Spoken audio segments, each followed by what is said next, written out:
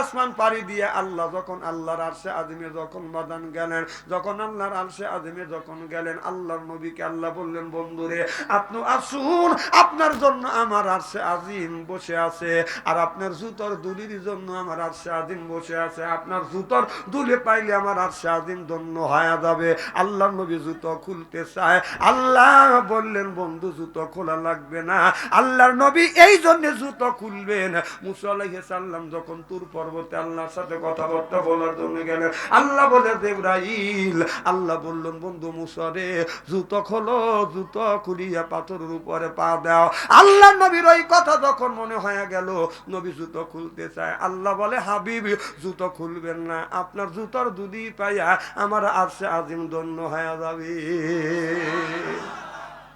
তুর পর্বতে মুসা নবী জুতো খুললা আমার আদেশ পায়, আমার নবী জুতোর দুলি পায়ে আল্লাহর রোজ ধন্য হয়। চিল্লাকান আল্লাহু আকবার। গুপ্তে মুসা নামে লাইলা কুহি তুর, গুপ্তে মুসা নামে লাইলা কুহি তুর, গুপ্তে মুসা নামে লাইলা আরশে নূর। আল্লাহ বললেন, হাবিব আসেন, আমার বাড়িতে আসেন। আল্লাহ নবী যখন আল্লাহর বাড়িতে গেলেন, আল্লাহর সাথে আলাপ করলেন, গল্প করলেন। আল্লাহ বলেন, বন্ধুরে এত কষ্ট করে আপনি আমার বাড়িতে আসছেন, আমি আপনার বান্দা আপনার উম্মতের জন্য আমি কি রাখছি? আপনার উম্মতের জন্য আমি জান্নাত সাজা রাখছি, আপনার উম্মতের জন্য আমি দোজখ সাজাইয়া রাখছি। যদি ওয়ালা ইবাদিল্লাহি সলিহিন, আপনার উম্মত যদি নামাজ পড়ে, রোজা রাখে, রাসূলের তরিক অনুযায়ী চলে, তাহলে আমি আল্লাহ বিশাল জান্নাত রাখছি। এই গুণে কি আপনি দেখবেন না? আল্লাহ নবী বললেন, আমার এতিম উম্মতরা জান্নাতে যাবে, তাদের এই জান্নাতটা আমি দেখতে চাই। আল্লাহ নবী জান্নাত ঘুরে ঘুরে দেখছে, দেখতে দেখতে দেখতে দেখতে একটা বিশাল একটা জান্নাত বাদান, এক সাঙালে বাদান আপনার 9 সাঙালে বাদান 13টা বাদান জান্নাত রয়ে গেছে এক সাঙালে।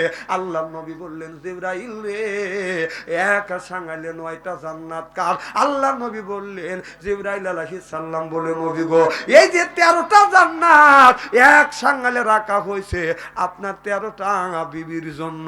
জোরকান আল্লাহু আকবার। আপনি জান্নাত যাবেন, এই জান্নাতে আপনার জন্য জান্নাত আল্লাহ বানাইছে, আমার জন্য বানাইছে, বাদানের জন্য বানাইছে, পৃথিবীর সব মানুষের জন্য আল্লাহ একটা একটা করে জান্নাত বানা রাখছে। আল্লাহ নবী বললেন, জিবরাইল আমার বউ হলো 11টা, আর 13টা জান্নাত কেন? আল্লাহর নবী যখন এই কথা বললেন, জিবরাইল আলাইহিস সালাম বলে, ইয়া রাসূলুল্লাহ 11টা বিয়ে করছেন আপনি, 11টা বিয়ে করিবেন, করেছেন আপনি দুনিয়ায়, আর জান্নাতের মধ্যে 2টা বিয়ে করবেন, সর্বমোট 13টা বিবি, 13টা জান্নাত। চিল্লাকান আল্লাহু আকবার। পূর্ব পাশে বিশাল একটা জান্নাত, আর পশ্চিম পাশে বিশাল একটা জান্নাত, আর মাঝখানে 11টা জান্নাত আছে। তুলনামূলক ওই জান্নাত 2টার চাইতে বাদানি একটু ছোট। আল্লাহ নবী বললেন, জিবরাইল রে পশ্চিম পাশের এই জান্নাতটা কার? কয় যায়া দেখেন, যায়া লক্ষ্য করে দেখবে, জান্নাতের সাথে লেখা রয়েছে হযরত মরিয়ম আলাইহিস সালাম। সুবহানাল্লাহ বললেন। আল্লাহ নবী বলে, রে জিবরাইল এনা মরিয়মের নাম লেখা রয়েছে। জিবরাইল আলাইহিস সালাম বলে, ইয়া রাসূলুল্লাহ, ইয়া হাবিবাল্লাহ, এই মরিয়ম জান্নাতের মধ্যে মরিয়মকে আপনি বিয়ে করবেন, আপনি জান্নাতের মধ্যে হযরত মরিয়মকে বিয়ে করবেন। আর আমার আল্লাহ মোল্লা হবে, আল্লাহ নিজে বিয়ে পড়াবে, উকিল হবে বাদান 4 জন। সুবহানাল্লাহ বললেন না? আল্লাহ হযরত মরিয়ম আর আমার বিশ্ব নবীর বিয়ে পড়াইবে। আর এই দুনিয়ায় বাদান বিয়ে পড়াইতে গেলে বাদান 3 জন উকিল লাগে। আর জান্নাতের মধ্যে আল্লাহর নবীর যেদিন বাদান বিয়ে পড়াবে হযরত মরিয়মের সাথে, ওই দিন উকিল আপনার আমার আল্লাহ বিয়ে পড়াবে, আর 4 জন বাদান সাক্ষী থাকবে। সুবহানাল্লাহ বললেন না? আমার ভাইরা, আমার আল্লাহর নবী বললেন, রে জিবরাইল এই জান্নাতে একটু দেখতে চাই। এই জান্নাতের ভিতরে যায় দেখে, এত বিশাল জান্নাত, আল্লাহর নবী বাদান চোখ চলে না, খালি দুয়া দুয়া দেখা যায়। আল্লাহর নবী বললেন, জিবরাইল এত বড় বিশাল জান্নাত, এই জান্নাতটা কত দূর? জিবরাইল আলাইহিস সালাম বলল, নবী গো আল্লাহ আমাকে 600টা পাখা দিছে, এই 600টা পাখা দিয়ে আমি এই রকম করব 6 বছর, 600 বছর পর্যন্ত এই রকম করবার পরেও এই জান্নাতের মুরু মুদা পাবো না। হুজুর, এই যে আল্লাহ আমাকে 600টা ডানা দিছে, একটা ডানা দিয়ে এইরকম করে যদি টান দেই, মুহূর্তের মধ্যে চোখের পলকে পৃথিবীর এই প্রান্তর থেকে আমি অন্য প্রান্তরে চলে যাব। আল্লাহ নবী বললেন, জিবরাইল রে, 600 বছর পর্যন্ত তুমি ডানা তুলবে আর নামাবে, তুলবে আর নামাবে, এইভাবে যখন তুমি টানবে 600 বছর পর্যন্ত তার এই ঘরের মুদা পাবে না।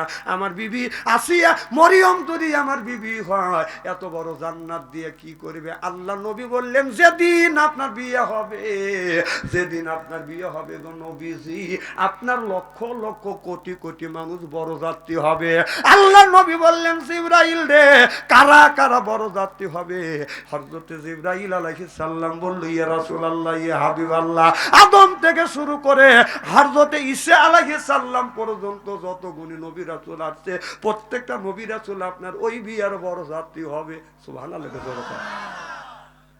আল্লাহ নবী বলে, জিবরাইল, আদম থেকে শুরু করিয়া আপনার ঈসা আলাইহিস সালাম পর্যন্ত যত গুণী নবী রাসূল আছে, অর্থাৎ 1,24,000 পয়গাম্বর আমার বিয়ার বড় যাত্রী হবে। তাহলে আমার এতিম উম্মতরা কি আমার বিয়ার বড় যাত্রী হতে পারবে না?